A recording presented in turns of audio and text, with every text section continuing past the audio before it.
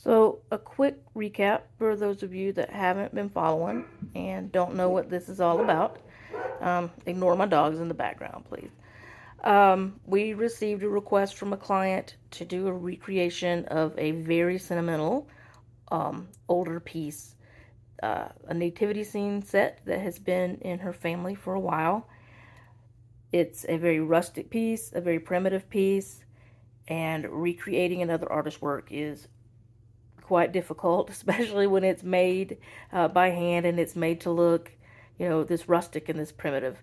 There are lines um, that were drawn directly onto the wood and then cut out with a scroll saw, and so they didn't match up exactly, or the paint colors don't match exactly.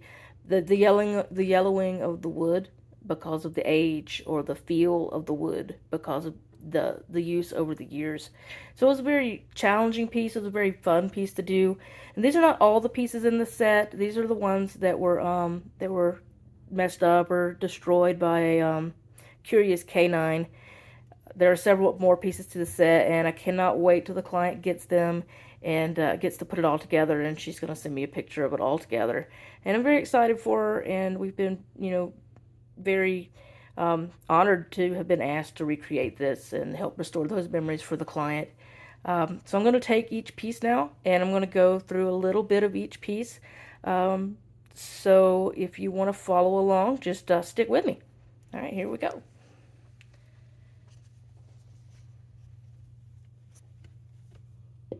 Let me get that camera around there. Okay, so the piece that everyone's been following, I picked one piece for everyone to follow around. There's several parts that you can see on our page. We're on YouTube Shorts. We have some YouTube Longs. We're on Instagram as well as Facebook. And this is Bear. This is the one that everyone's been following. The wood that this is all made out of is Doug fir. It's very similar to pine. It's just a little bit more substantial than pine, a little bit heavier. It's all about 1 inch thick before sanding, and then we sanded it down. So these were a lot of fun to cut out on the scroll saw. It's very slow, and some of the pieces were very tedious. So this is Bear, and he was the focus of our video series that we did. So you can see he's done all the way around. This is the original piece, and this is the remake of Bear. So you can see them next to each other. I'll give him a turnaround. We did our best to match the wood grain, so the direction of the wood. Some of the pieces you'll see the wood grain goes a little bit diagonal, and that's because that's how the original looked. We tried to get some of the closer grains on some of the pieces that were closer together, or if they were a little bit darker, we tried to get them darker. Unfortunately, I was not able to get Bear's darker behind to work out for me, but that's okay. Um, each artist is different, and this is still very close. I'm still really happy with how Bear turned out. Let me put Bear away now. This is where Bear ended up for all you that were following Bear. That was fun. There's also a Christmas tree in this set. You can see it was eaten at the tip and off the edges. This is a wider grain in this piece. I think this piece came from a different piece of wood, although the same species of wood, that it was different from some of the other pieces in the set because the graining is a lot different. The paint is more blue-green on here. I believe it was faded through the years. So what I've done is I've gone darker with a lot of the paints because I'm counting on the fading of the paint. I'm counting on the wear of the wood, and I'm counting on the yellowing, so mine has a little bit more brown. I've darkened it all with stain, but we are hoping that it will yellow out and it will blend almost seamlessly into the original set once it's all together and passed down for several years and several more generations. So this is the Christmas tree. It was only painted on the edges, but I did have to redraw a few of the pieces or parts that went to the tree. Let me see. One of the other pieces. This is the little dog or coyote. You'll see this is one of the ones where the grain went diagonal, and I was very careful to do my placement on the wood so that it ended up with the same kind of graining in the same direction. And here he is next to his doppelganger, his recreation. I was really pleased with how he turned out too. He was a challenge. I couldn't get the yellows just right. I had to mix a couple of colors to try and get that yellowing just right, so it didn't look like a yellow dog, but it didn't look like a brown dog. So it's somewhere in between. I'm not a painter by any means, so this was actually quite challenging for me. And you'll see the outlining on all the pieces here. There are outlines on the wood where the original artist went back and outlined a lot of the painted parts. So that's why I have gone back and outlined those pieces. Here's a little hedgehog or a porcupine. I'm not sure which. I'm also not a naturalist. He was a lot of fun. This is a lot of spikes. That was a little bit of a challenge on the scroll saw. I'm not an expert scroll sawer, but I do scroll just enough to be able to do some of these kinds of projects, and I have a lot of fun with it. It is the dustiest piece of equipment that we own. Little fun fact. So there he is. He's got these cute little toes drawn on. This is the original. And here is his recreation. Yeah, very similar. My browns are just a tad bit different, and we're counting on the fading so that it will match down the line. There he is. He's cute. I think this might be my favorite one. He's just so cute.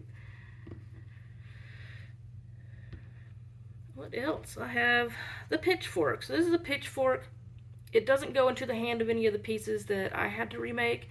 It does go into the hand of one of the wise men that's in the set, and I can't wait to see it in his hand. It was completely missing. Sorry.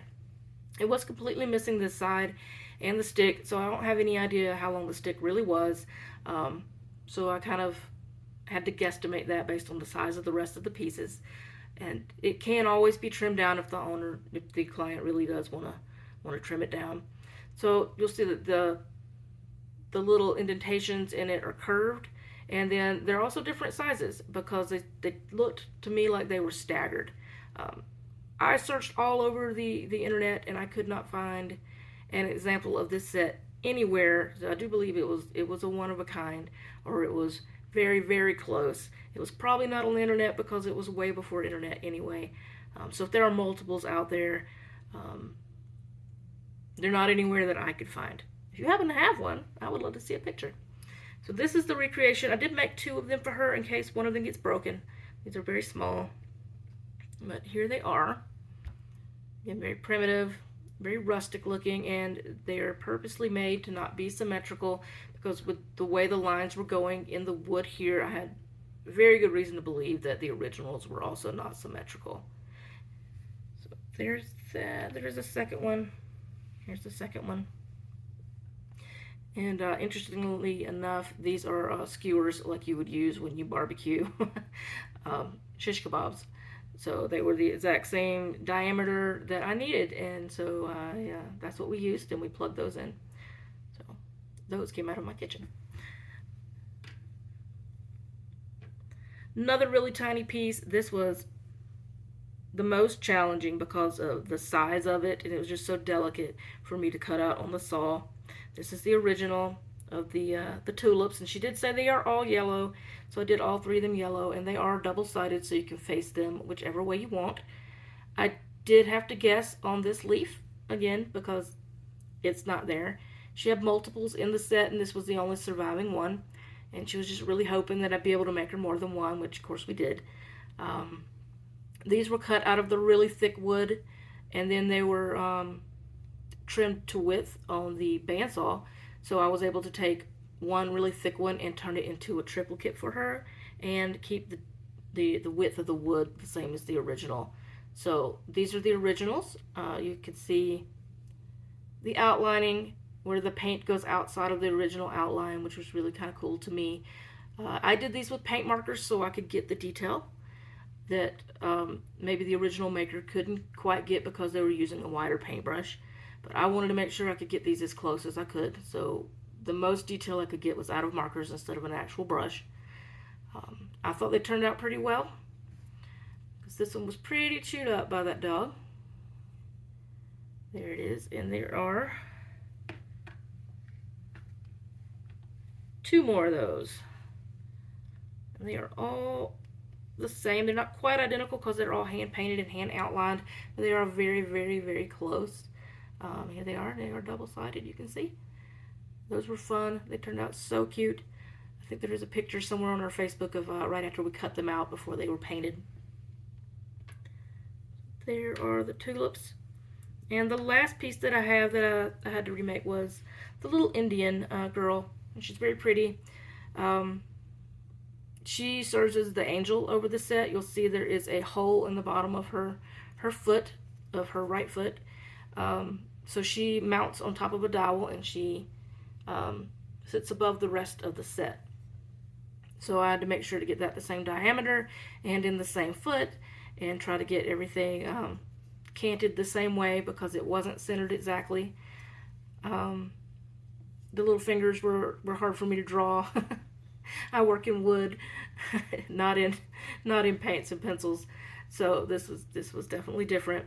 But she turned out very pretty. You'll see she was completely missing her left arm and her left hand.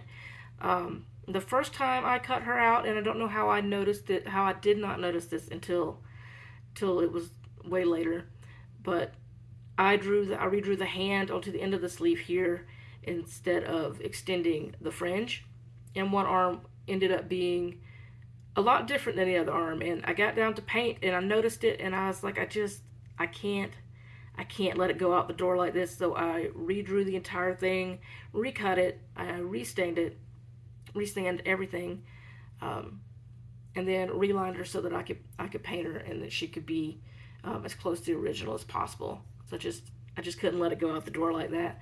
She has the details of the fingernails on the back of her as well as the front, her necklace in the back, the little dots. She was a lot of fun. And this is her. Here she is, right here with her left arm intact now. Again, the paint is a little bit different. I did try as close as I could to match everything, and some of it I purposely did a little different so that it will fade or wear to match. So there is her front. She turned out really well. And then here is her back, right here. Very, very happy with how these turned out. Really happy with how the set turned out as a whole. I really enjoyed doing the project. And for those of you that have been following along, thank you, for one. And I hope that, secondly, that you've enjoyed following along and watching the progress. I have another project coming up. I have a giant clock to make out of a wooden wine barrel top. That's going to be another challenge. There's going to be a lot of wood burning involved in that one. So I hope that you join us on that journey and follow us for that one. Don't forget to smash that like button, follow, subscribe, Facebook, Instagram, YouTube. We're all over the internet. We're trying to build a following. Check us out on our website, www.ubaruworks.org. We are a small family-owned and operated business. I am a veteran, so it's veteran-owned and operated, and we're just trying to get our talent out there and share it with everybody. So thanks for watching, and we'll see you again later.